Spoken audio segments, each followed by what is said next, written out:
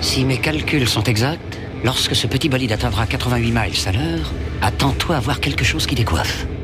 À l'heure du goûter, on écoute le Magal West sur Westrack Radio. Interview, rubrique, micro-trottoir et musique sur Westrack. Nom de Zeus!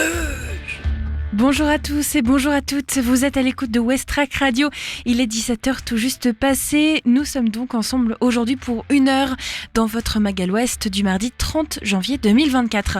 Au sommaire de votre émission du jour, nous allons recevoir le phare, le Centre chorégraphique national de danse qui va nous présenter sa programmation de spectacles et d'événements pour cette nouvelle année 2024. On continue donc avec nos invités qui vont nous parler programmation régulièrement tout au long de cette fin du mois de janvier mais aussi du mois de février, puisque chacun et chacune entame dans leur structure de nouveaux spectacles et de nouvelles programmations. Aujourd'hui, on va aussi retrouver Mathieu pour les infos locales. Il va nous parler de la filière bio qui tente de faire entendre sa voix au sein du conflit des agriculteurs.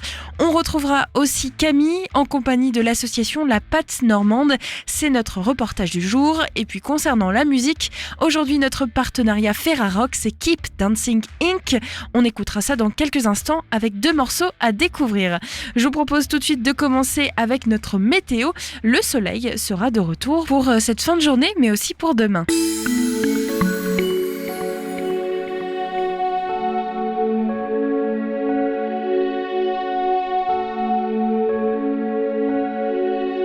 Aujourd'hui, le soleil va se coucher à 17h51. On gagne donc 4 minutes de soleil. Dans l'après-midi, au Havre, c'est le retour de la pluie. Mais rassurez-vous, elle ne fait que passer. Cet après-midi, il va faire 9 degrés, ressenti 6 et le vent devrait atteindre en moyenne les 21 km/h, orientation du vent ouest. En soirée, il y aura un ciel dégagé. La température va retomber à 8 degrés. Le vent devrait atteindre en moyenne les 10 km/h, orientation du vent ouest-nord-ouest. Demain, mercredi, le soleil se lèvera à 8h33 et se couchera à 17h53. On va donc gagner 2 minutes de soleil. Demain matin, au Havre, vous pouvez à nouveau profiter donc de ce soleil. La température sera tout de même fraîche. Il va faire 6 degrés avec un ressenti de 4 et le vent ne sera pas fort. Il va osciller aux alentours de 6 km/h, direction sud. L'humidité relative de l'air demain sera de 85%. Demain après-midi, au Havre, le ciel sera un tout petit peu nuageux. La température sera de 8 degrés, ressenti 6 et le vent devrait atteindre en moyenne les 11 km/h direction sud-sud-ouest. Demain en soirée, le ciel sera fortement encombré de nuages. La température va retomber à 9 degrés avec un ressenti de 7 et le vent va souffler légèrement plus fort entre 10 à 13 km/h direction sud-sud-ouest. Et je vous le disais en introduction d'émission, la filière bio tente de faire entendre sa voix au sein du conflit des agriculteurs, notamment en Normandie, mais aussi au Havre. Bonjour à toutes et à tous, les actualités locales de ce mardi 30 janvier. La filière bio en Normandie représente 6,8% des fermes. Elles sont 2,8% en Seine-Maritime, 3,5% dans l'Eure. Une difficulté supplémentaire pour faire entendre sa voix dans le conflit ouvert des agriculteurs. La filière bio met en avant 3 revendications. Un plan de soutien au bio à la hauteur des pertes accumulées depuis 2 ans, c'est-à-dire 300 millions d'euros. Une vraie volonté de soutenir ces modèles dans la durée avec une PAC ambitieuse sur le bio. Et enfin, la filière demande un suivi dédié à l'évolution du revenu des agriculteurs engagés dans des démarches de qualité. En un mot, ne pas renier la transition écologique.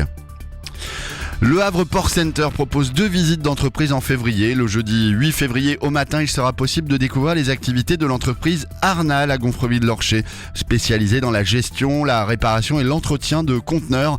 Arnal vous fera entrer sur son site, visiter son parc de 2 km de long et rencontrer des professionnels.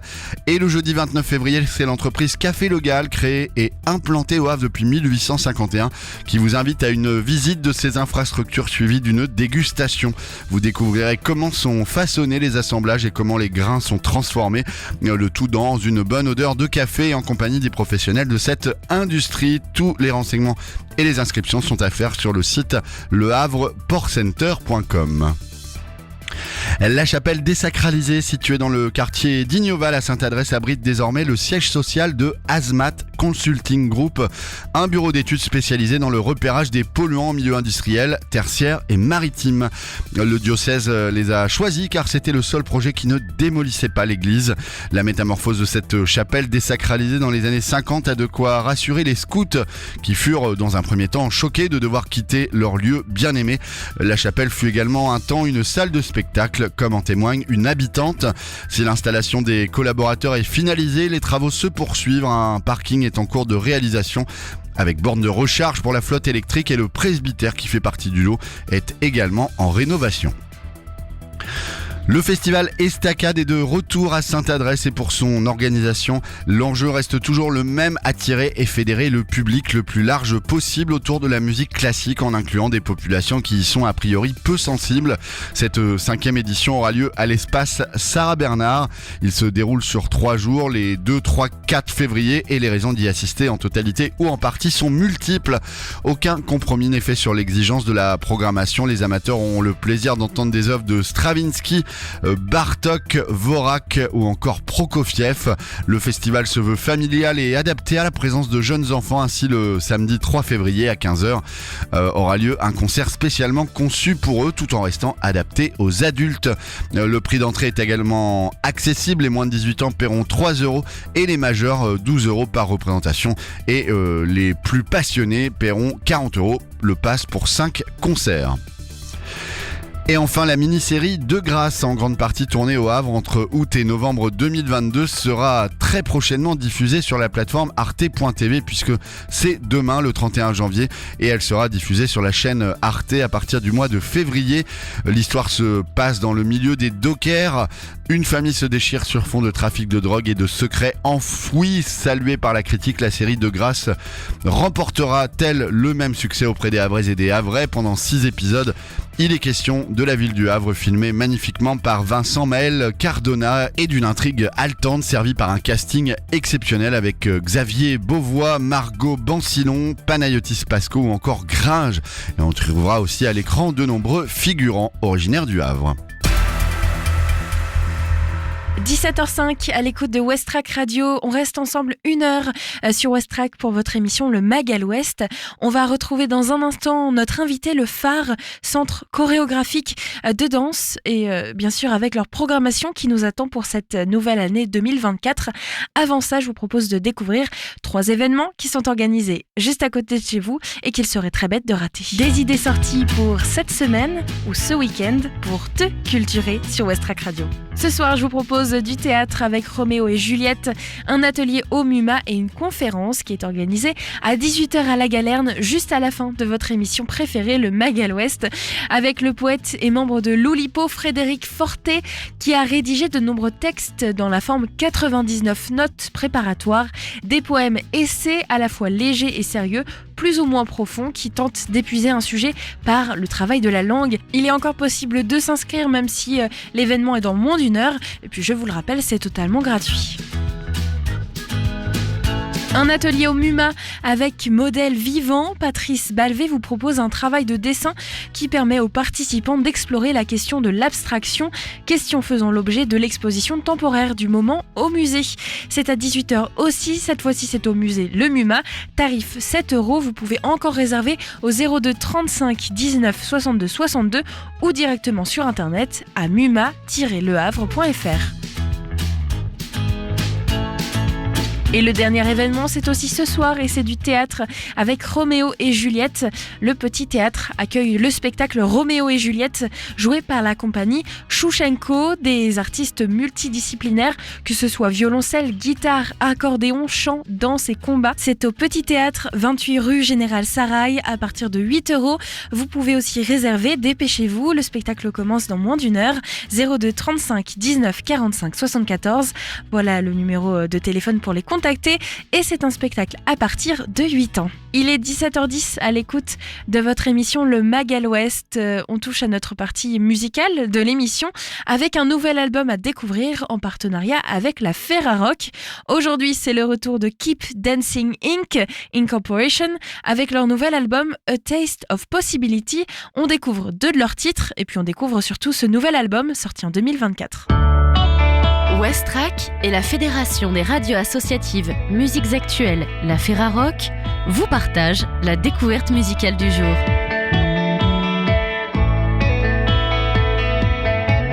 A Taste of Possibility est de retour avec un nouvel album sorti le 26 janvier 2024 chez Asi V2, c'est Keep Dancing, on le découvre ensemble. A Taste of Possibility, c'est un jeune groupe qui parvient à combiner avec du succès de nombreuses influences. Ils sont 3, Louis, Joseph et Gabriel, avec leur meilleur monologue, nous offrent un savoureux cocktail mêlant mélodies mémorables et exigences des plus grands de la pop, une énergie brute et contagieuse des groupes indie les plus aguerris avec d'irrésistibles touches électroniques au savoir-faire avec un synthé rare. Réalisés avec suffisamment d'audace pour rehausser la puissance de leur rythme et la beauté de leur harmonie, leurs chansons inoculent une irrésistible fièvre dansante.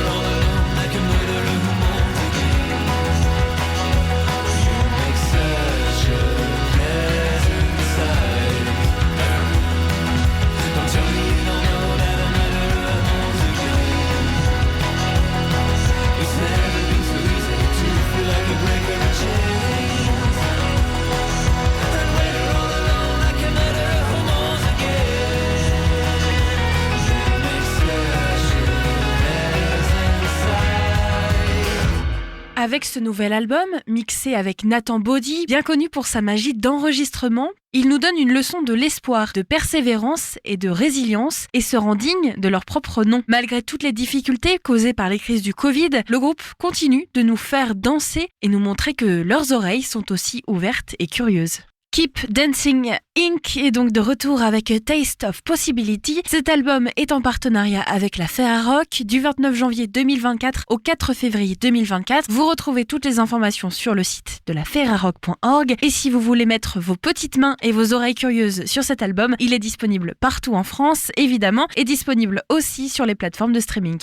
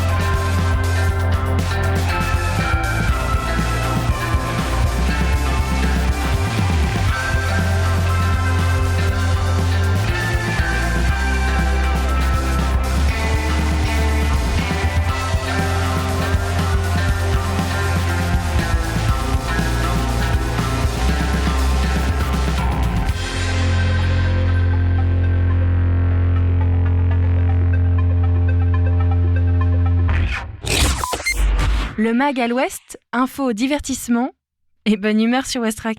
Le dernier titre que vous venez d'entendre du nouvel album de Keep Dancing Inc., un album qui s'appelle A Taste of Possibility, s'appelle 96. C'était la découverte musicale en partenariat avec la Ferrarock.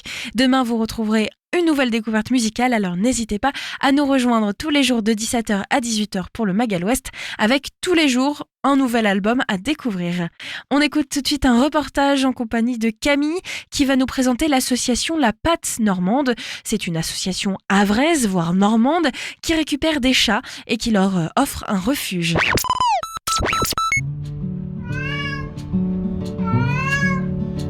Les refuges animaliers accueillent des animaux abandonnés par leurs propriétaires ou provenant des fourrières dans l'espoir de leur offrir une meilleure vie et de trouver par la suite de nouveaux propriétaires. Un refuge est principalement géré par une association de protection animale et c'est notamment le cas de La Patte Normande dont j'ai reçu Elodie, la présidente, ainsi que Ivani, bénévole au sein de l'association. Je m'appelle Elodie Dufresne, je suis la présidente de l'association de protection animale La Patte Normande depuis 2011 maintenant. Et moi je suis Ivani Levé, je suis bénévole au sein de l'association depuis bientôt 4 ans et j'ai suivi le projet depuis le départ. Ce projet à la base c'est le refuge, c'est ça ? C'est ça. Depuis le début, l'association fonctionne par des bénévoles familles d'accueil. Donc tous les chats ou animaux que l'on récupère de la rue ou d'abandon sont accueillis chez les bénévoles jusqu'à leur adoption. Et là, le projet, c'était vraiment d'avoir plus de place et d'avoir un terrain vraiment dédié aux animaux difficilement adoptables, pour lesquels on a du mal à trouver des prises en charge ou des familles, et d'avoir une sorte de sanctuaire où ils pourraient vivre correctement et finir leur vie chez eux. Un endroit plus grand avec peut-être un espace jardin aussi ou... Ah bah là, grand jardin, on a acheté un clos masure donc à Bolville, à côté de Bolbec, qui fait 4,8 hectares. Donc ouais, niveau jardin là, on est bien. Là c'est Ils ont bon. de la place. Maintenant ils ont de la place. On est beaucoup moins limité. On sera beaucoup moins amené à refuser des prises en charge à cause de l'espace. Mais maintenant il y a toute la partie chatterie. Ils ont le terrain, mais ils n'ont pas encore la maison en fait. Donc maintenant, il y a toute la partie chatterie à faire et c'est ça le gros projet de 2020. La réponse peut être un peu logique, mais pourquoi avoir décidé de se lancer dans un projet comme ça Depuis 2011, le projet, c'est de secourir un maximum d'animaux qui en ont besoin. Ça n'a pas changé. Et là, maintenant, le projet, c'est d'en accueillir plus et mieux. Et mieux. Voilà. Au bout d'un moment, toute seule, on peut pas. C'est un boulot à plein temps, même si c'est pas mon boulot et que ça reste de la passion. Mais au bout d'un moment, on était tous d'accord qu'à plusieurs, avec plus de places et plus de moyens, on ferait. Vous avez été toutes les deux à acheter, c'est ça, l'endroit ? En fait, en tout, nous sommes 4. Elodie, sa mère et mon mari et moi. Donc, on a vendu en tout 3 maisons personnelles pour pouvoir avoir le budget pour se porter acquéreur de ce clos masure. Pour dédier vraiment, pour offrir un bel endroit aux animaux. Super. Et alors, l'association, comment ça s'est passé au début, la création ? Ça remonte à loin peut-être ? Ça remonte à quasiment 13 ans maintenant. Donc, j'ai créé l'asso à l'époque avec ma sœur, qui maintenant gère une autre asso dans le Calvados. Mais à l'époque, on a créé l'asso toutes les deux. On a commencé par être bénévole dans d'autres associations. On a découvert la protection animale un peu par hasard. C'est vrai que tant qu'on met pas le nez dedans, on se rend pas compte en fait de tout ce que ça implique. Du nombre d'animaux euthanasiés toutes les semaines en fourrière, du nombre d'abandons, du nombre de maltraitances. C'est vraiment une fois qu'on a le nez dedans qu'on se rend compte de l'ampleur de la tâche. Donc au départ, on était toutes les deux bénévoles pour d'autres associations. Et au bout d'un moment, sur le Havre, il n'y avait pas énormément de possibilités d'assaut. En fait, les associations étaient loin et c'est compliqué d'être bénévole d'une association qui est à l'autre bout de la France. Donc à l'époque, on s'est dit on va créer notre asso et puis on verra si on y arrive ou pas. Et puis 13 ans après, on est toujours là, donc je me dis ça va, on y arrive. Est-ce que c'est que pour les chats du coup, principalement ? Principalement. Maintenant, on fait principalement des chats. Il y a quelques années, on sortait également des chiens de fourrière, mais maintenant, on n'a plus forcément les familles d'accueil pour, ni les lieux adéquats pour ça. Donc, on fait principalement du chat, mais bon, dernièrement, on a récupéré des canards, des fois, on a récupéré des lapins, des chèvres, voilà, ça reste varié, mais c'est 95% de chats. Et recueillir des chats, des canards, c'est comme différent, j'imagine. Est-ce qu'il y a un diplôme ou une formation à suivre spécifique ou pas du tout ? Alors, il y a une formation qui est obligatoire, qui est l'ACACED pour les chats ou chiens. Après, il y a différents modules en fonction des animaux que l'on récupère. C'est la seule formation qui est obligatoire en France. Après, c'est plus avec l'expérience.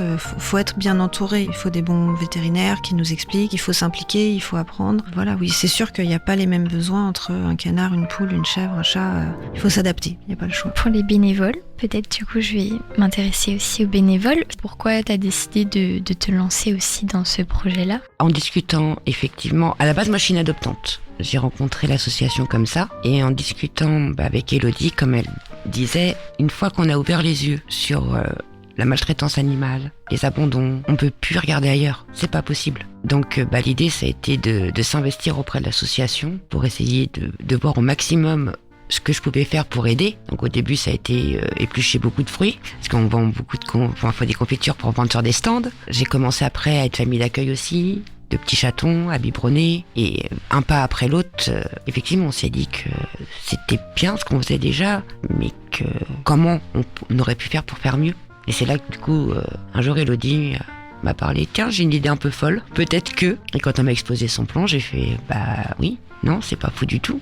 Au contraire. Vous êtes tous au même endroit, du coup vous viviez au même endroit ou pas du tout ? Ok. Parce que vous avez vendu 3 maisons, C'est ça, donc c'était la complexité, il fallait vendre les 3 maisons en même temps et trouver un terrain après qui puisse accueillir et l'association et la chatterie et nous aussi au passage du coup, parce que bon, donc après ça a pris du temps, ça s'est pas fait en une journée, mais on a réussi, on a trouvé le terrain. C'est un projet qui avance bien, mais qui n'est pas fini, mais qui avance. Et justement pour qu'il avance, il faut peut-être qu'il y ait des dons aussi. Comment ça marche ? En fait, là, actuellement, pour la chatterie, on est passé par un financement participatif sur la plateforme Ulule, qui effectivement là est sur un temps donné. C'est-à-dire que là, nous avons jusqu'au 19 janvier pour recueillir soit des dons, défiscalisables, bien sûr, soit acheter des contreparties. Donc ça va de 6 € à 8 000. Oui, après, il n'y a pas de montant maximum. Voilà. Oui, non, mais c'est juste, de toute façon, c'est les dons, mais c'est si les gens veulent donner de l'argent, justement, pour vous aider à faire ce projet-là, c'est sur Ulule, la plateforme Ulule. Pour l'instant, voilà, il y a le crowdfunding qui est en ligne sur Ulule. C'est la première partie, on va dire. Là, c'est vraiment le financement jusqu'au 19 janvier. Le but, c'est d'atteindre au moins 20 000 € pour qu'on puisse financer, bien démarrer et financer le plus gros des travaux. On démarche également des entreprises et des particuliers pour récupérer des dons de matériaux. Donc là, jusqu'au 19 janvier, le but, c'est que tous les gens qui se sentent concernés et qui ont envie d'aider puissent participer via Ulule, la création du refuge. Et après, il y aura aussi le chantier participatif, parce que voilà, tout le monde ne peut pas donner d'argent ni de matériel. Tout le monde n'a pas envie de donner d'argent ni de matériel, mais si des gens veulent venir aider en donnant un coup de main pour les travaux parce qu'ils savent faire, on aura aussi besoin de gens pour nous aider en plus concret, quoi. Des bras. Des bras, besoin de beaucoup de bras. Vous êtes combien de bénévoles à peu près ? Si on compte un peu tout le monde, parce qu'il y a les familles d'accueil, il y a les bénévoles qui gèrent les stands, il y a les bénévoles qui gèrent la com, il y en a qui créent, on a Josiane qui fait plein de confitures par exemple, et qu'on vend sur les stands. On doit être une 30aine à peu près, ça change assez régulièrement. Il y a une petite équipe fixe qui nous suit depuis des années. Un noyau dur. Voilà, un noyau dur. Après, il y a des bénévoles temporaires, il y en a qui... Voilà, il y a un peu de tout, ça dépend. En tout cas, on est toujours ouvert aux nouveaux bénévoles. Aux familles d'accueil. Aux familles d'accueil, après ça peut être pour tenir des stands, pour organiser des collectes, pour créer des choses. On cherche toute l'année des bénévoles. Si on veut devenir bénévole, comment ça marche ? On vient vous voir, on va sur votre site ? On peut nous contacter effectivement via les réseaux sociaux, comme tout le monde, Instagram, Facebook, par mail également, par téléphone. Alors il faut vraiment me laisser des messages parce que c'est vrai que je reçois tellement d'appels que pour l'instant, entre les travaux, l'installation, en téléphone c'est compliqué, mais il y a moyen de nous contacter dans tous les cas assez facilement. Alors ça va être plus question adoption, on va dire. Est-ce que vous avez des conseils pour les personnes qui veulent adopter en refuge, qui hésitent ou... Faut pas hésiter. Il y a tellement de chats dans les rues que non, allez pas chercher à acheter une marque. Non, une race. Faut aider tous ces chats qui sont dehors, qu'on récupère. Il y a Ils encore, sont- excuse-moi, Oui. il y a encore beaucoup d'appréhension sur l'adoption en refuge. Et souvent, les gens ont peur, ils n'osent pas parce que on connaît pas le passé de l'animal. Ici, il a toujours vécu dehors, il va pas s'adapter. Enfin, on sent que beaucoup de gens ont peur et c'est pour ça que quand ils se dirigent dans une association, beaucoup demandent des chatons. En partant du principe que si j'adopte un chaton, je vais pouvoir l'éduquer, je vais pouvoir l'habituer plus facilement à chez moi. Mais en fait, l'appréhension, elle peut se comprendre, mais elle est fausse. Même si un chat a vécu des années dans la rue, il s'adapte très bien. Peu importe son âge, il s'adapte. De toute façon, les chats qui sont trop sauvages ou qui, eux, effectivement, ne sont pas faits pour une vie en maison, on les propose pas à l'adoption, tout simplement, ces chats-là. Les chats qu'on propose à l'adoption, alors oui, il y en a qui vont avoir 2 ans, il y en a qui ont peut-être 10 ans, et il y en a qui ont passé toute leur vie dans la rue. Et pourtant, une fois qu'on les a pris en charge et qu'ils découvrent un peu le contact avec l'humain, le confort, le fait d'avoir à manger tous les jours, mais ce sera le meilleur chat que vous ayez jamais eu en fait, parce qu'il a une reconnaissance. Mine de rien, on a beau dire ce sont des chats, faut pas mettre des sentiments humains, tout ce qu'on veut, mais il y a des chats où on sent qu'ils sont heureux de cette nouvelle vie et ils le montrent et ils vous le partagent. Donc le conseil que je peux donner, c'est ne vous arrêtez pas où on dit on peut adopter un adulte, on peut adopter un chaton, on peut adopter n'importe quel chat en fait. Il faut juste, expliquez-nous clairement votre mode de vie. Nous, on connaît nos animaux, on sait lequel pourra correspondre et lequel s'adaptera. Et voilà, on n'adopte pas un chat au physique et peu importe son âge, il y a possibilité d'avoir une belle histoire avec lui. C'est ça justement, quand je disais plutôt les conseils, c'est des choses à savoir avant d'adopter pour sensibiliser. Peu importe l'animal qu'on adopte, il faut déjà se poser les bonnes questions est-ce que j'ai du temps à consacrer à mon animal? Est-ce que je vais être prêt à dépenser de l'argent si un jour il est malade ou s'il se blesse? Parce qu'il y a des gens qui n'ont pas envie de dépenser de l'argent pour un animal. Mais dans ce cas-là, alors on n'adopte pas. Et puis là j'adopte un chat, je m'engage pour 15 voire 20 ans. Faut vraiment tout prendre en compte. Faut que ce soit comme les gens on le dit depuis des années, tous les refuges le disent depuis des années, il faut que ce soit une adoption réfléchie et que tout soit pris en compte. C'est pas parce qu'on veut un chat maintenant, on en prend un, c'est si je prends un chat maintenant, est-ce que je suis sûre que dans 10 ans, je m'en occuperai toujours? Et heureusement, la plupart des gens oui. Après, on sait qu'il y a les aléas de la vie et que parfois, malheureusement, des gens sont obligés d'abandonner leurs animaux. Et des fois, il n'y a pas le choix parce que c'est la vie. On peut pas reprocher ça à tout le monde. Mais c'est vrai quand, là, par exemple, cette année, quand le 23 décembre, je reçois un appel d'une dame qui veut adopter son chat parce qu'elle a des puces. Tu veux abandonner Abandonner. Elle veut abandonner. Pas adopter. Pardon. Elle veut abandonner son chat parce que son chat a des puces. Je me dis, cette dame-là, est-ce que vraiment c'était une adoption réfléchie au moment où elle l'a pris, quoi? Et on se dit, il y a du boulot, mais je trouve que ça va quand même dans le bon sens. Après, c'est mon ressenti à moi, je sais pas si Vanny a le même, mais... Déjà, le simple fait que maintenant, effectivement, c'est la loi, c'est comme ça, tous les chats qu'on place sont pucés, vaccinés. S'ils ont l'âge, ont été stérilisés. Et s'ils sont encore chatons, c'est dans le contrat, les gens sont dans l'obligation de stériliser leur animal. Et c'est vrai que maintenant, pour les gens, ça paraît logique quand on dit ça.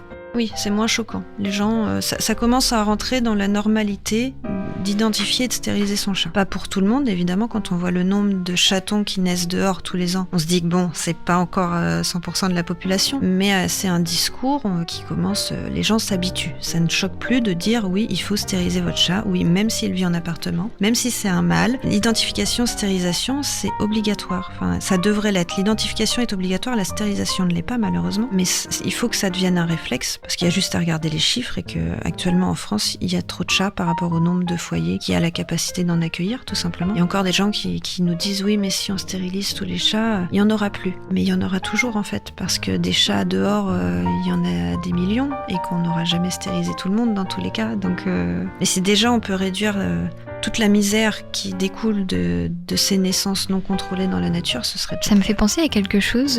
Pendant le Covid, je sais qu'il y a eu beaucoup d'abandon d'animaux. Oui. Est-ce que vous avez remarqué ça, puisque vous avez commencé en 2011, donc vous avez vu 2020, 2021, tout ça, la période du Covid. Est-ce que vous avez remarqué, vous, une grosse vague d'abandon? Alors la vague d'abandon, elle n'est pas arrivée pendant le Covid, elle est arrivée dans les 18 mois qu'on suivit la fin des confinements, de la phase Covid, tout ça. Une fois que tout le monde avait repris sa vie d'avant, sa vie normale, on va dire, dans les 12 mois qu'on suivit ça, la fin du dernier confinement, il y a eu une recrudescence d'abandon. Des gens qui avaient adopté pendant le Covid, parce que télétravail, parce qu'on a le temps, parce que... Donc il y a eu beaucoup d'adoptions. Au premier confinement, il y en a eu aussi, je crois, pas mal, mais moins au deuxième. Sauf que après, quand les gens ont repris leur vie, je pense que certains se sont aperçus qu'en fait, ils n'avaient pas le temps ni l'envie de s'occuper d'un animal. Et l'après-Covid, oui, il y a eu une recrudescence d'abandon de jeunes chats d'1 an, 1 an et demi. Il y en a eu quelques-uns. Il y a des moments où j'imagine que vous ne pouvez pas accueillir tous les chats du monde non plus, mais comment ça se passe dans le cas où vous ne pouvez pas accueillir En cas de refus. En cas de refus, est-ce que vous l'envoyez dans un autre refuge ou... Après, disons que la patte normande a la réputation un peu d'être, j'allais dire, le dernier recours. Refuse moins, c'est-à-dire qu'on a l'habitude, un chat tout cabossé, un chat tout abîmé. Même certaines associations vont dire appeler la patte normande. Mais c'est un peu, malgré nous, spécialisé dans les cas compliqués. Les âgés, les craintifs, les fives, les leucoses, les cabossés de la vie. Mais après, oui, on refuse des prises en charge. Il y a des fois, on n'a pas le choix, parce que quand on n'a pas de place, le but, c'est pas de les entasser à l'assaut, les animaux, quoi. On réoriente les gens, oui et non, ça va dépendre du motif de l'abandon. La dame qui voulait abandonner parce que son chat a des puces, je l'ai pas réorienté vers une autre asso, je lui ai juste rappelé qu'un chat qui a des puces, c'était pas grave, ça fait partie de l'animal, et que dans ce cas-là, une pipette anti-puce chez un véto, et puis le problème était réglé. Et que des fois, on essaie de rappeler aux gens que oui, vous êtes engagés quand même vers cet animal quand vous l'avez adopté. Enfin, prenez un peu vos responsabilités, et c'est toujours un peu... C'est pas un jouet, c'est pas un objet de décoration, c'est un être vivant qui a ses émotions, qui a son ressenti, et c'est pas quelque chose qu'on pose à un endroit et quand on n'a plus envie ou parce que ça colle plus avec le nouveau canapé ou la nouvelle déco, on le met dehors ou on en change. Enfin non. Mais c'est compliqué de refuser une prise en charge, parce que c'est vrai qu'on a toujours l'envie de dire oui à tous les animaux, même quand des gens nous signalent un chat errant. Bien sûr qu'on a envie de l'aider, mais si on dit non, c'est que vraiment, c'est pas qu'on ne veut pas, c'est qu'on ne peut pas. Et il y a toujours cette appréhension de dire il va devenir quoi, en fait, celui-là. Si je le prends pas, est-ce que malheureusement dans quelques temps on va me signaler qu'il est décédé? C'est ça. Donc quand effectivement on nous signale des animaux errants, on essaye au maximum de trouver une solution, soit par nous, soit par d'autres assos. Et c'est vrai que par contre, quand ce sont des abandons en direct, quand c'est un motif légitime, il n'y a pas de souci, on va aider les gens, soit à replacer le chat, soit à le prendre en charge. Quand c'est des abandons pour des motifs irréels pour nous, mais ce qui nous paraît surréaliste, anodin, on va dire, des motifs anodins, on va dire. Je pars du principe que les associations ne sont pas des poubelles. Il faut que les gens arrêtent de penser que oui, mais je vais prendre un chat parce que c'est pas grave, si j'en veux plus, je le mettrai à la SPA. C'est vrai qu'au début de l'assaut, on avait tendance à s'écraser juste par peur de ce qui allait arriver au chat. Heureusement, je n'en suis plus à cette phase-là, et il faut dire aux gens quand ils font n'importe quoi. Alors oui, il y a le risque qu'est-ce qu'ils vont faire de cet animal ? Une fois qu'on les a mis face à leurs responsabilités en disant « mais vous abandonnez votre animal pour une raison qui n'est pas du tout légitime ». Alors, il y en a qui vont aller l'abandonner n'importe où dans la rue, mais en fait, c'est pas aux assos ou aux refuges de s'en vouloir pour ça. On n'est pas responsable de la bêtise des gens. Il y en a qui nous le disent clairement, si le chat est fini dehors, ce sera de votre faute. Non, vous me ferez pas culpabiliser, ce sera pas de ma faute, parce que c'est vous qui l'avez adopté et c'est vous qui allez le mettre dehors. Et c'est pas parce que je vous dis qu'aujourd'hui je peux pas le prendre que je suis responsable de ça. Faut que les gens prennent conscience qu'ils sont responsables de l'adoption, ils sont responsables de l'abandon. Et c'est pas parce qu'une asso ou un refuge est saturé et ne prend pas en charge leur animal que c'est de notre faute. Comme l'idée qu'ont souvent les gens, je peux mettre un chat dehors, c'est pas grave, il va se débrouiller tout seul. Il va chasser des souris, il va se nourrir. Non, ça non plus. Non, c'est une légende urbaine, ça. C'est non. Il y en a quelques-uns qui effectivement auront le caractère, auront la capacité et seront dans une zone où il arrive à se nourrir suffisamment. Mais c'est quoi ? C'est 5% des chats abandonnés. À peu près. Les autres, ils vont juste mourir de faim ou de froid ou de maladie, et ou d'ailleurs. Souvent les deux. Cocher la bonne réponse, mais c'est un grand sujet, la protection animale. Il y a encore du boulot. Ça prend beaucoup de temps, beaucoup d'énergie. Ça prend du temps, il n'y a pas de pause, il n'y a pas de vacances, pas d'horaire, mais on sait pourquoi on le fait. Le plus dur, ce que je dis souvent à mes bénévoles, quelqu'un qui veut s'engager dans la protection animale, je leur dis souvent, vous savez, le plus dur dans la protection animale, c'est pas les animaux. Oui. Ce sont les humains. L'animal, il a des réactions logiques de chat, de chien, il y a toujours une cause à sa réaction, à son comportement. L'humain est totalement aléatoire. C'est beaucoup trop.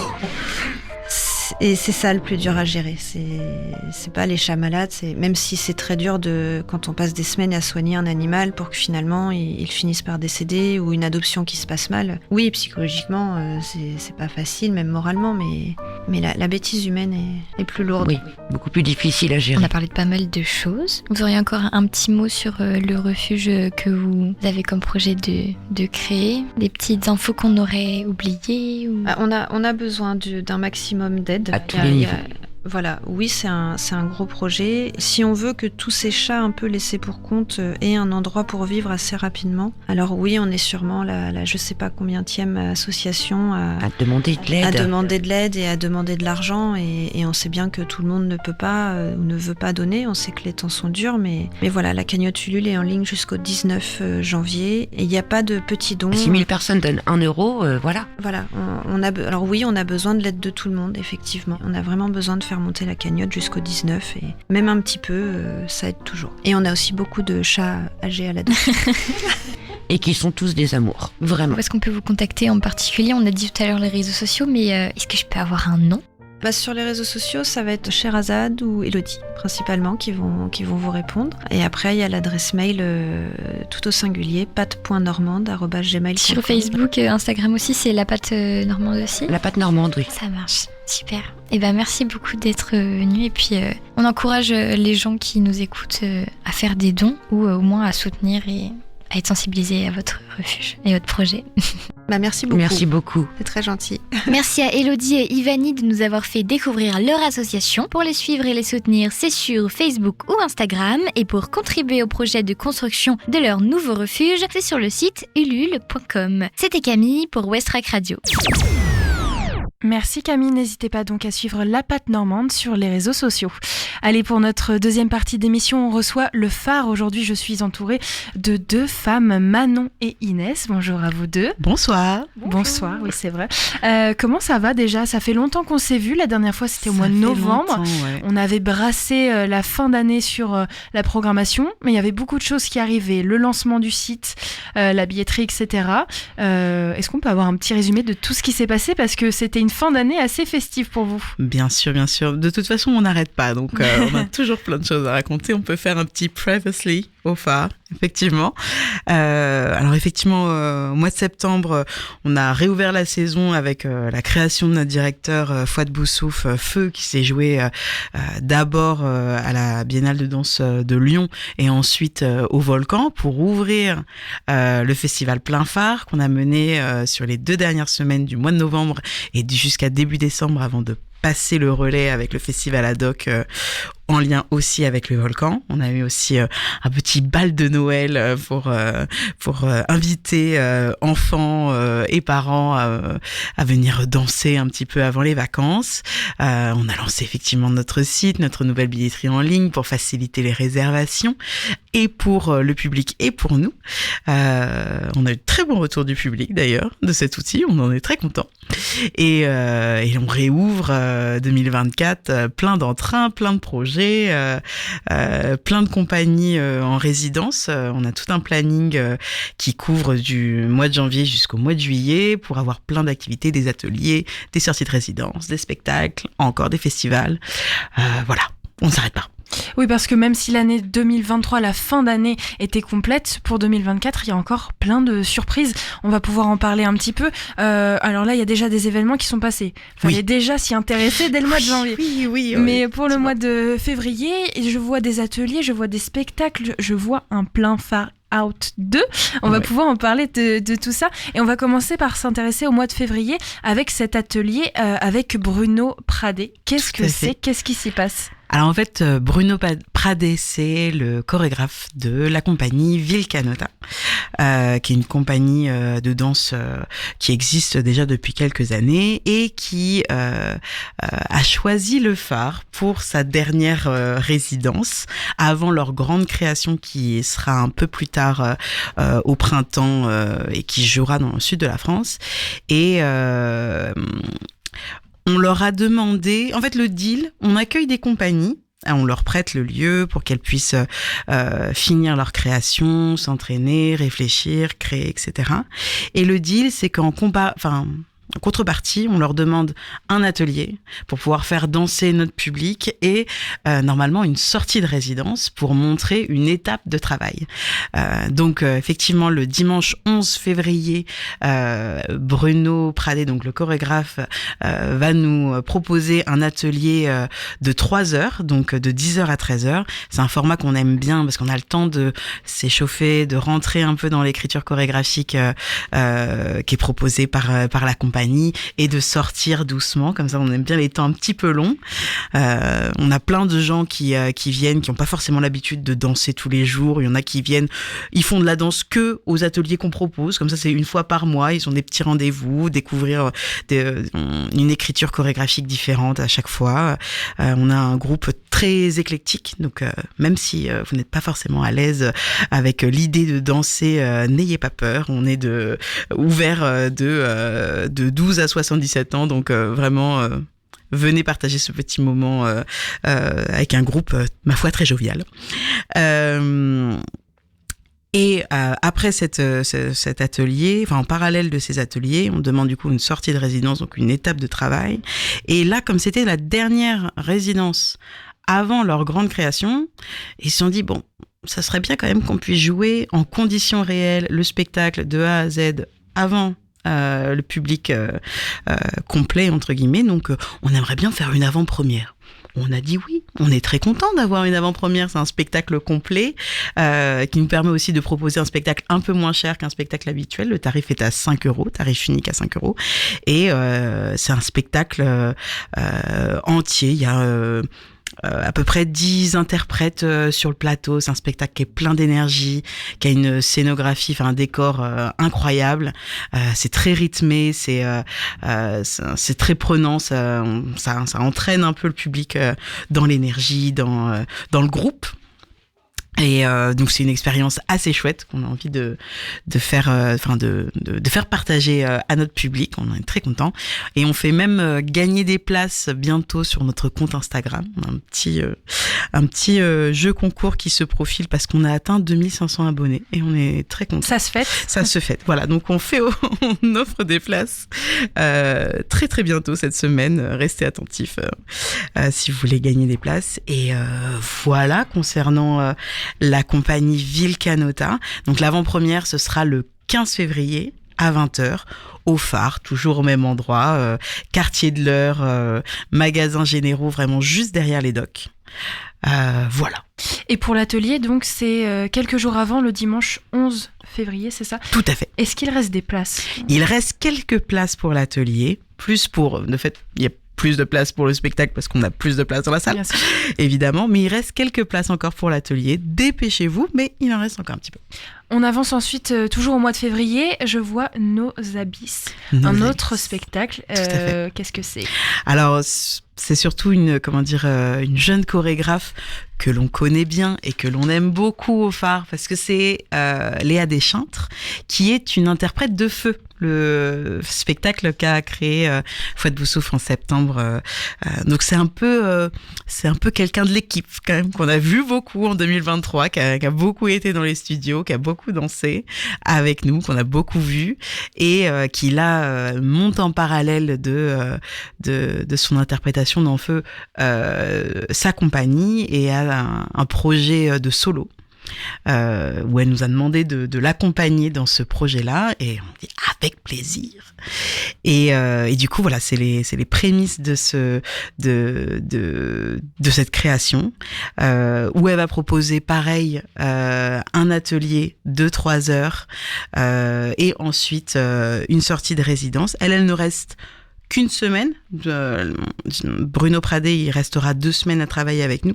Là, elle restera 1 semaine. Du coup, en termes de planning, on va avoir la sortie de résidence avant l'atelier, ce coup-ci, parce que les sorties de résidence, ce sont les jeudis. Et du coup, le 22 février à 18h30, la sortie de résidence de Nos Abysses, événement gratuit. Et le dimanche 25, donc, de 10h à 13h, l'atelier avec Léa Deschintres, bien sûr, autour de Nos Abysses, donc autour de la création sur laquelle elle est en train de travailler. Et est-ce qu'on peut avoir un peu plus de détails sur cet atelier ? J'imagine que chaque atelier, selon l'artiste, est complètement différent. Tout à fait. Nos Abysses, moi, ça m'emmène dans des endroits un peu mystérieux, l'exploration. Oui. Est-ce que c'est ça qu'on va faire dans cet atelier ? Oui. Alors, libre à Léa après de construire l'atelier comme elle aura envie de le faire. Mais de manière générale, on demande aux chorégraphes effectivement de prendre la matière un peu initiale de leur création pour faire travailler le groupe d'amateurs, d'amatrices qui sera présent. Et en particulier, nos abysses, c'est un peu dans le nom finalement, c'est un peu de rentrer dans les abysses de sa propre de son propre cerveau, de sa propre manière de réfléchir, de sa propre âme quelque part, et c'est d'oser se plonger un peu dans ce vide dans lequel on voit pas grand chose. Donc d'un côté, j'imagine quelque chose d'un peu introspectif, mais d'un autre côté, Léa est une pile électrique. Donc, peut-être que ce sera entre les deux, peut-être que ce sera plus de l'ordre de l'exutoire ou peut-être quelque chose de plus méditatif. Ça, pour le coup, je pense qu'il faudra y être pour savoir exactement comment ça va se passer. C'est un peu le deal qu'on passe aussi avec notre public. On ne sait pas tout à fait ce qu'on va avoir parce que souvent on est dans des étapes de travail et même dans des étapes de réflexion, de création. Et donc, on ne peut pas très précisément savoir ce qu'on va vivre et dans la sortie de résidence et dans l'atelier, et que c'est vraiment on invite à la curiosité, à se dire bon, j'ai quelques mots, j'ai quelques codes, j'ai quelques signes, l'ambiance me dit pourquoi pas. Est-ce que j'y vais pas, et que on laisse libre le public de se questionner de est-ce que je vais au bout de découvrir ce que ça cache comme titre, comme parcours de danseurs, danseuses qu'on va vivre, quoi. Voilà, c'est une invitation à la curiosité et à découvrir l'univers artistique et chorégraphique de quelqu'un qu'on ne connaît pas forcément, et que c'est l'occasion de rencontre. Voilà. C'est aussi une question d'interprétation. J'imagine que plusieurs personnes dans l'atelier peuvent ressortir avec des ressentis totalement différents et aussi des impressions selon peut-être leur âge ou et complètement. Voilà leur avis. Et justement, c'est ça on en est très fiers parce que la plupart des maintenant ça fait on a une saison d'ateliers mensuels comme ça qu'on propose derrière nous, et on a recommencé là avec l'atelier encore il y a 2 semaines, me semble-t-il. Les retours qu'on a, c'est toujours des retours très différents en fonction effectivement des écritures chorégraphiques. Et en général, les participants, les participantes en parlent beaucoup entre eux et ont des retours très bienveillants et échangent beaucoup sur leur propre expérience, échangent aussi avec nous, soit aux sorties de résidence après, soit vraiment en sortie d'atelier. C'est des moments d'échange qui sont très précieux, où on arrive à avoir vraiment des conversations sur des choses un peu improbables des fois, et on a Justine Tourillon, une autre interprète de feu qui a aussi sa compagnie et qu'on avait accueillie l'année dernière, et qui disait c'est formidable parce que je lance des idées et je me dis c'est peut-être un peu fou, ils vont peut-être me prendre pour une folle, et en fait ils s'en saisissent, et on peut tout tenter, et il y a vraiment un espace de grande liberté et d'interprétation et de création, et aussi pour les chorégraphes. Donc c'est vraiment un endroit de rencontre qui se fait quasi systématiquement, et avec un groupe très hétéroclite, quoi. Donc c'est vraiment un espèce de petit cocon où on peut venir découvrir plein de choses, et dans une bienveillance absolue, et que ça on est très fiers parce que on trouve que c'est des endroits qui sont hyper précieux, quoi. Quand vous étiez venu il y a quelques mois maintenant, en novembre, on avait justement parlé des femmes et la chorégraphie, les chorégraphes. Je vois que ce programme, parce que là j'avance jusqu'au mois de mars, est quand même plutôt féminin. Il y a pas mal de femmes. Ça fait plaisir.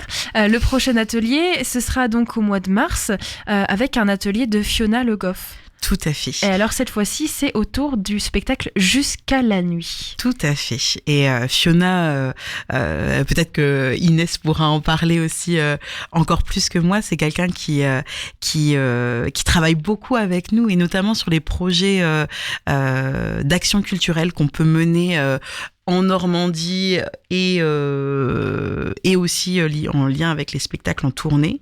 C'est une danseuse normande, normande, je dirais même havraise, non? On me dit non. Je vois de l'autre côté du casque qu'on me dit non. Je me trompe alors. Non, Fiona est en Bretagne, je crois, maintenant. Autant pour moi. Alors là, attention, voilà. parce que le mélange Normandie-Bretagne... Fiona, c'est une artiste qu'on a rencontrée parce qu'elle travaillait avec Fouad Boussouf avant même que Fouad n'arrive au Havre.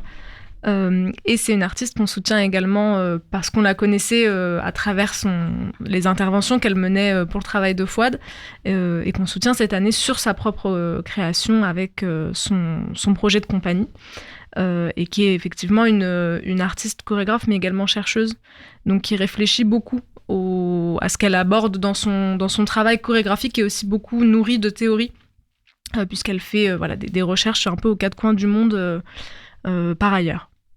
Merci pour la correction. Parce que vraiment, c'était... Les Bretons ont tremblé. Grave erreur.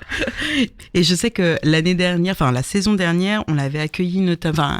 Elle nous avait proposé des ateliers dans le cadre. Alors, je n'ai plus le sigle de.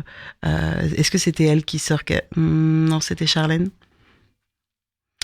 Qui proposait des ateliers auprès des enseignants et des enseignantes. Elle en a fait quelques-uns. C'est ça. Bon, je suis pas complètement à côté de la plaque, ça me rassure. Oui, elle travaille aussi, on la mobilise aussi sur un projet avec les ADAR, sur un projet danse vidéo. Elle travaille également avec les élèves de l'option danse au Havre du lycée François 1er, donc elle connaît bien le territoire et elle connaît bien nos partenaires. C'est pour ça que j'ai pensé qu'elle était havraise, c'est parce qu'elle est beaucoup là finalement. C'est une havraise de cœur. Oui, voilà, quelque part. Donc ça, ce sera à partir du mois de mars, le mercredi 27, et le lendemain, le spectacle, évidemment. Sortie de résidence. La sortie de résidence. Quand on avance au mois de mai, parce qu'en fait, ce système de atelier, sortie de résidence, c'est tous les mois, au mois de mai, il y a une petite spéciale. Oui. On est sur plusieurs jours, du vendredi 24 au dimanche 26, et ça s'appelle Plein Far Out 2. Tout à fait. Si vous avez pu suivre un peu nos actualités brûlantes du mois de novembre, vous avez pu potentiellement découvrir Plein Phare In, la version indoors, parce que l'automne, parce que l'hiver, parce que le froid. À l'intérieur pour ceux qui parlent pas anglais. Voilà, tout à fait.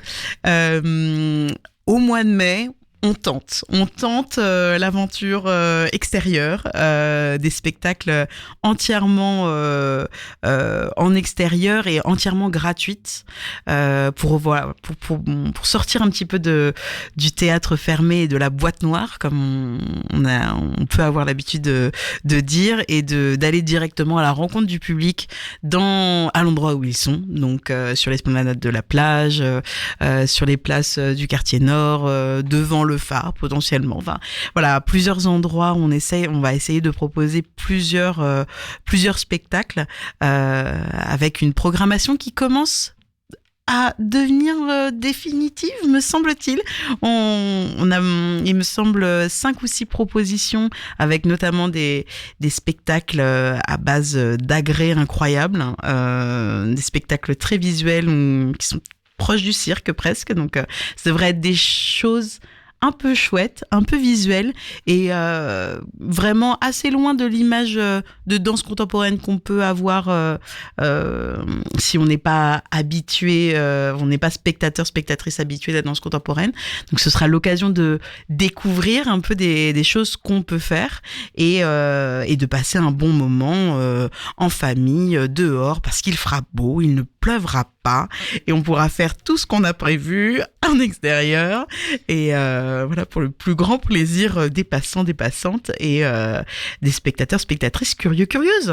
C'est pas la première fois que vous sortez justement du phare, vous allez dans la rue puisque c'est la 2e édition. Tout à fait. Au Havre, au mois de mai. Comment ça s'est passé la dernière fois? On était au mois de juin. Et déjà, on était un peu tendus et jusqu'au matin même, on était fébriles. Voilà. Mais finalement, je suis sortie de cette journée-là avec un coup de soleil monumental. Donc finalement, tout est possible. C'est ça qui est bien avec la météo au Havre, c'est que tout est possible. Enfin, même si on le sent pas, finalement, ça peut très bien se passer. Donc on y croit. et tout va bien se passer. Il va faire un soleil radieux et on va en profiter toute la journée. On va presque dire « Oh, il fait trop chaud ».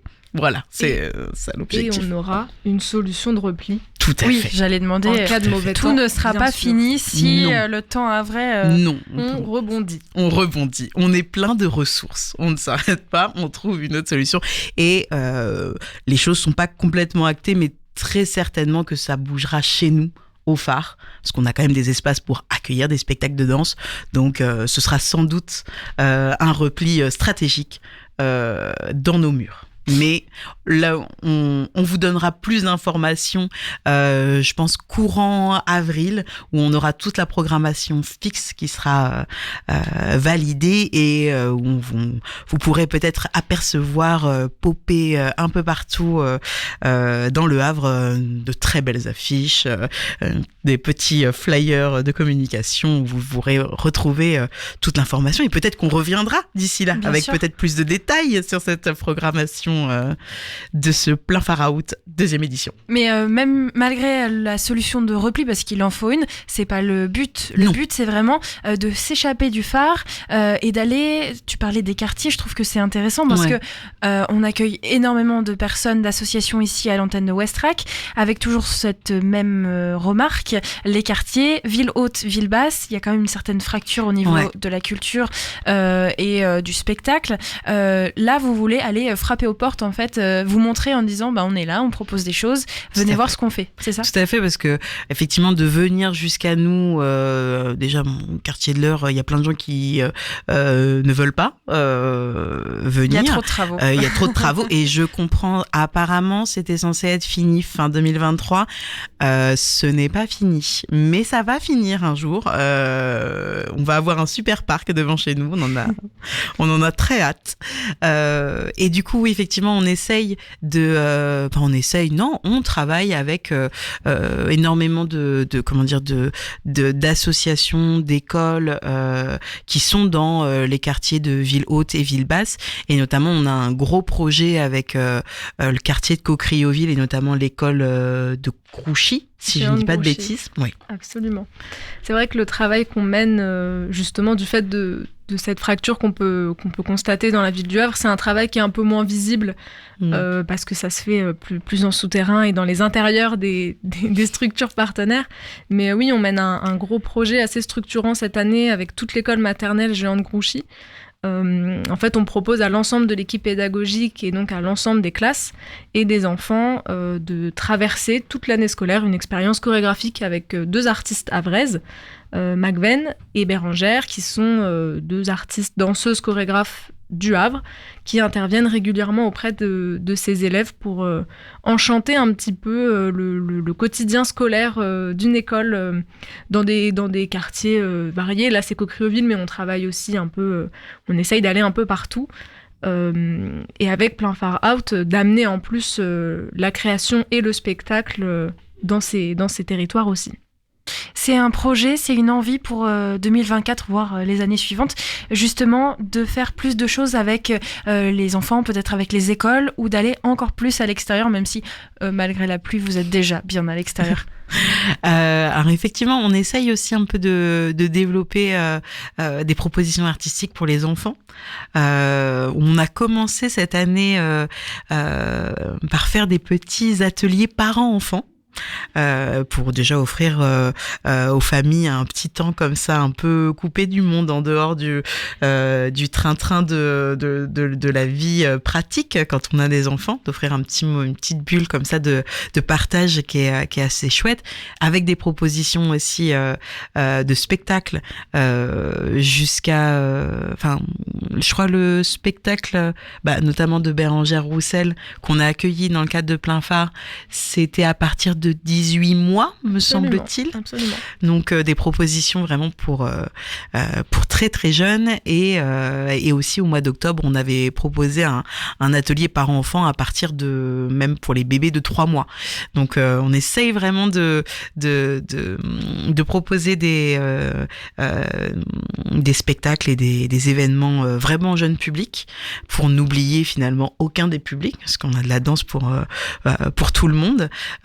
de manière générale, c'est quelque chose qu'on va essayer de développer un peu plus et pour effectivement de travailler avec les quartiers nord et les quartiers sud et les autres quartiers qui sont potentiellement éloignés de l'offre culturelle institutionnelle classique. Effectivement, on a des projets qu'on développe. Alors, développer plus, ça me paraît compliqué en termes de disponibilité parce qu'on en fait déjà, on en produit déjà beaucoup sur l'année, mais c'est quelque chose qu'on continuera et qui fait partie intégrante du projet de Fouad Boussouf quand il a quand il a proposé son projet à l'arrivée pour sa nomination à la direction du phare, de justement d'aller vers les publics et d'aller vers les publics pas forcément entendus de la danse contemporaine. Ça faisait vraiment partie de l'ADN en fait de son travail même chorégraphique et c'est aussi pour ça que très souvent quand il y a une date de tournée qui se passe en France ou même à l'étranger ou dans n'importe quel théâtre, on propose des ateliers quasiment systématiquement parce que ce rapport justement à la pratique pour amener vers l'artistique, c'est vraiment un chemin qui est naturel dans le travail de Fouad parce que lui-même a été professeur et pédagogue de hip-hop quand il était à Vitry-sur-Seine notamment, et on retrouve vraiment ça, cette importance de la transmission et du partage de la pratique de la danse sous toutes ses formes, et c'est vraiment quelque chose que le phare porte et portera aussi longtemps que possible. Absolument. C'est ce qu'on appelle l'action culturelle. C'est un axe assez majeur, effectivement, de nos activités au quotidien, qui est un axe moins visible, mais qui est un travail de fond sur le territoire, au Havre, mais on essaye aussi de dépasser les frontières du Havre et d'aller plus largement sur le territoire de la Seine-Maritime, de la Normandie, et en tournée, comme tu le disais, un peu partout où sont les spectacles de Fouad. On fait en sorte que cette notion de transmission et de pédagogie et de pratique aille avec. Oui, il y a la programmation qu'on peut retrouver. Alors, elle n'est pas encore vraiment sur le site. Non, ça arrive au fur et à mesure parce que les compagnies, on cale les choses assez tard parce qu'elles sont en création, donc ça bouge encore beaucoup. Donc ça arrive un petit peu au compte-gouttes. Restez à l'affût, tout finit par arriver. Donc il y a cette programmation avec atelier plus sortie de résidence, et puis il y a aussi les tournées comme tu le disais Inès. Tout ça, faut aller voir sur le site. Faut garder un œil, le temps que ça apparaît sur le site. Et puis, on n'a pas couvert le mois de juin-juillet, mais on aura l'occasion de se revoir et de vérifier si au mois de mai, la météo a été clémente ou pas, mais on croise les doigts. J'y crois dur comme fer. Merci à vous deux, bonne soirée et à très vite sur Westrack. Merci beaucoup. Merci. Et nous on se quitte pour la fin de cette émission en musique, évidemment. C'est un titre qui s'appelle Heading for the Door. Je vous rappelle que demain je vous donne rendez-vous à 17h pour parler cinéma et séries en compagnie de Nausicaa et Camille qui vont nous offrir un débat autour d'un film sorti très récemment au cinéma. Je vous en dis pas plus, rendez-vous à 17h. Très belle soirée sur Westrack et on se quitte donc avec ce titre de Royal Otis, c'est Heading for the Door.